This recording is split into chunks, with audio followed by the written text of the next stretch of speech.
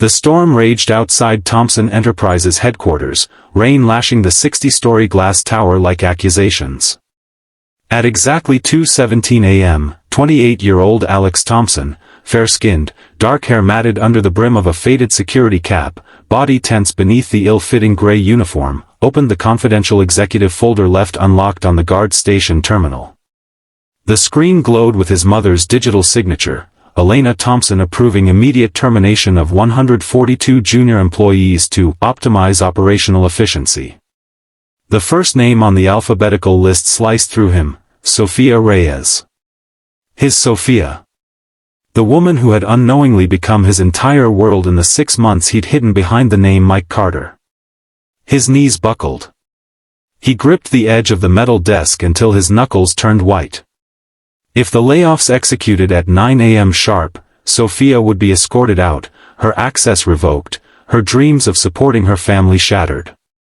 She would pack her small apartment in the East District, board a bus back to her hometown 300 miles away, and vanish from his life forever.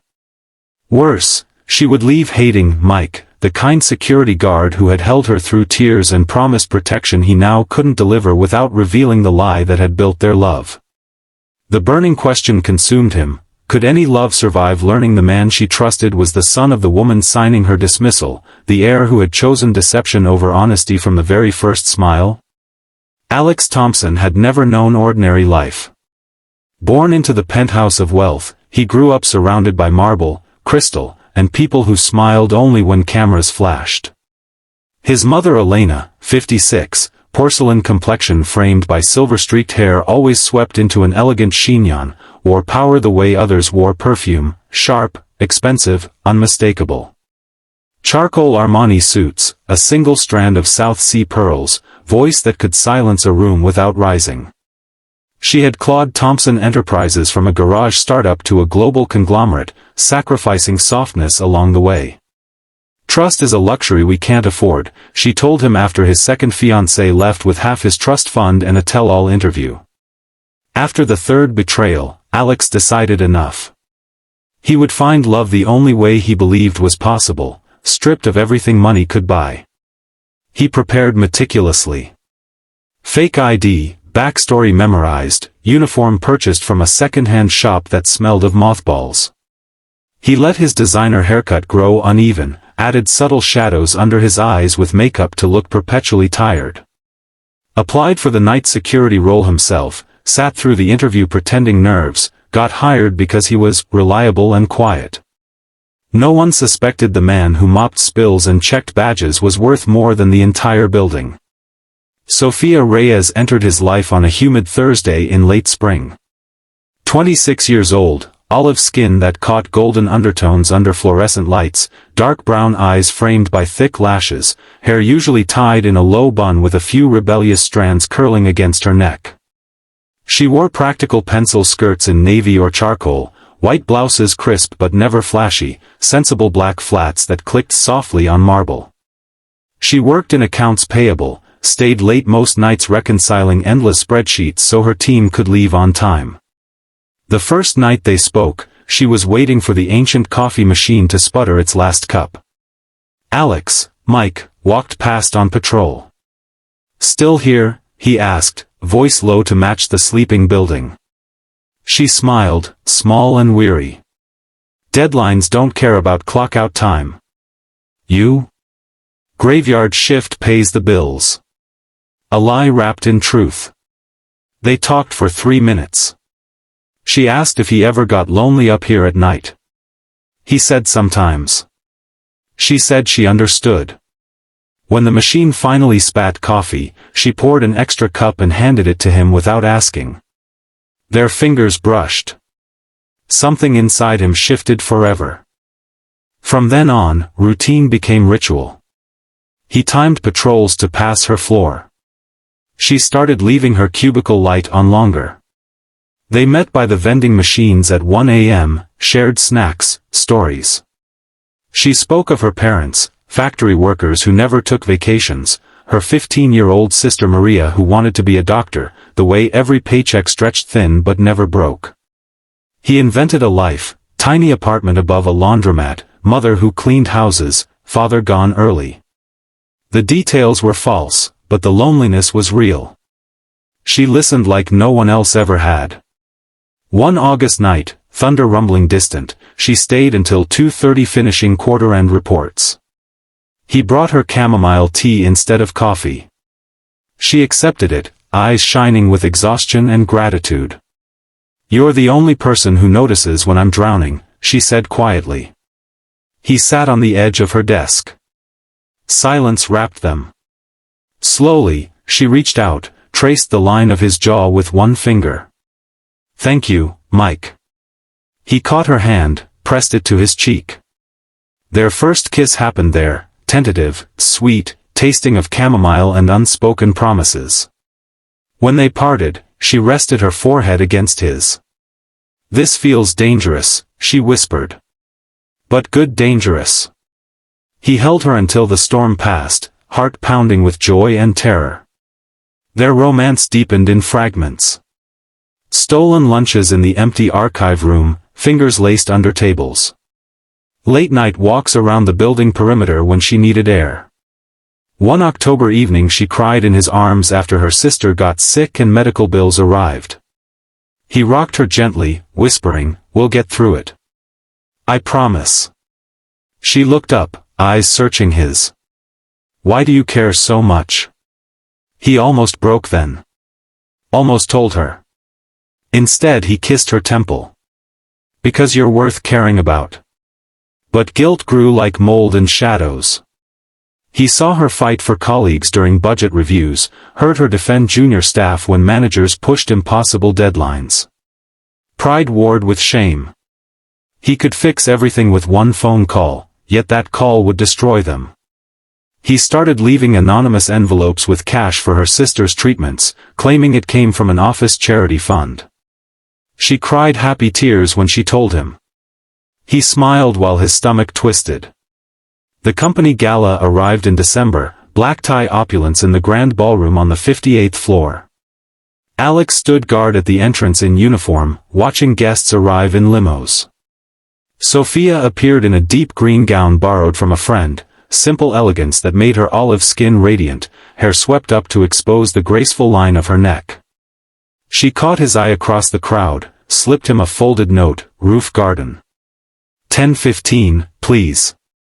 They met under fairy lights strung between potted evergreens. Music drifted up from below. She pulled him into a slow dance on the empty terrace, head against his chest. "I wish everyone could see how good you are," she murmured. "How kind." He swallowed hard. "Sophia, there's something," Elena's voice boomed over speakers inside, "in the face of market pressures, we must streamline. Effective next week, 142 positions will be eliminated to secure our future." Applause was polite, uncertain. Sophia stiffened. "My department," she breathed. Alex felt ice flood his veins. As they stood frozen, the sharp-eyed VP, Marcus Hale, approached Elena on stage, whispered, gestured subtly toward the terrace doors. Elena's gaze followed. Landed on her son in uniform. Recognition flickered, then hardened. Morning came cruelly. Sophia's desk was already half-packed when Alex arrived for his shift. She looked up, eyes red-rimmed. "It's me. They called last night." She tried to smile. Failed. He pulled her behind a filing cabinet, held her as sobs shook her frame. "I can't lose this job," she whispered. "Maria's treatments, everything." Their kiss tasted of salt and desperation. When they separated, his phone buzzed, an anonymous text, "Rooftop. Midnight. Come alone or she sees everything." Midnight. Rain returned, heavier. Alex climbed to the roof, wind whipping his uniform. Marcus Hale waited, smirking, USB drive dangling. 20 million in stock options says you disappear quietly, Mike. Or dear mommy learns her golden boy has been playing poor for a pretty accountant. Alex stepped closer. "You think I'd let you hurt her?" The access door slammed open. Sophia stood silhouetted, coat soaked, eyes wide with confusion. "Mike? I followed you, what's going on?" Truth detonated. Alex tore off the cap, pushed wet hair back. "I'm not Mike.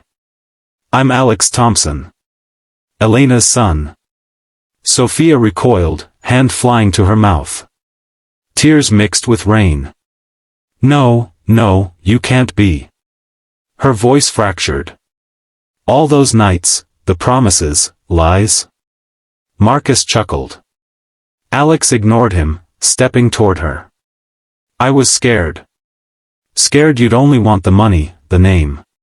But you never asked for anything. You loved me when I gave you nothing but time and bad security jokes."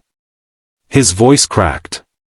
"I fell in love with your heart the moment you handed me that coffee like I mattered." She shook her head violently. "You let me pour out my soul. My fears. My family. And you said nothing." Yet her feet didn't move away. Rain pounded. Alex sank to his knees on wet concrete. "I was going to tell you tonight. I was going to fight the layoffs. I can't breathe without you, Sophia. Please." Another set of footsteps.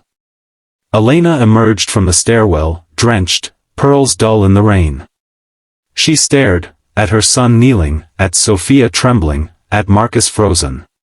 Silence stretched, broken only by storm. "Alexander," Elena said, voice almost lost in wind. "All these months?" He nodded, tears streaming. "I wanted to be seen. Not bought." Elena looked at Sophia, really looked. Saw the raw pain, fierce love, unbreakable spirit. Her shoulders sagged. "I built walls to protect us. I forgot they could trap us too." She turned to Marcus. "You're terminated. Security will escort you out." To Alex, "The layoffs end tonight. We'll restructure properly." To Sophia, "I offer no excuses. Only gratitude, for reminding my son what living feels like." Sophia took a shuddering breath. Walked to Alex. Lifted his face. "It hurts more than I can say." Her fingers trembled against his cheek. "But I see you. The man who held me at 2 a.m., who listened, who cared before he had to." She pulled him to his feet. Kissed him, slow, forgiving, fierce. No more masks. Just us. Months unfolded gently. Layoffs reversed. New policies introduced fairness audits, employee support funds. Alex walked halls openly, hand in Sophia's. They took Maria to specialists, watched her improve. Elena began joining family dinners, awkward at first, then warm. One evening she watched them laugh across the table, eyes softening. "I was wrong about love," she admitted quietly. "It isn't weakness. It's strength." In the end they married quietly on a spring hillside, no cameras, no headlines, just them, Elena in simple linen, Maria throwing petals. The greatest wealth isn't measured in vaults, but in moments when someone chooses your soul over your status. True love doesn't require disguise, it demands truth, endures pain, and emerges unbreakable. It teaches empires to bend, hearts to heal, and generations to hope again. If this journey stirred something deep inside you, hope, tears, faith in second chances, please hit like and subscribe. More stories of hidden hearts, hard truths, and love that changes everything are waiting.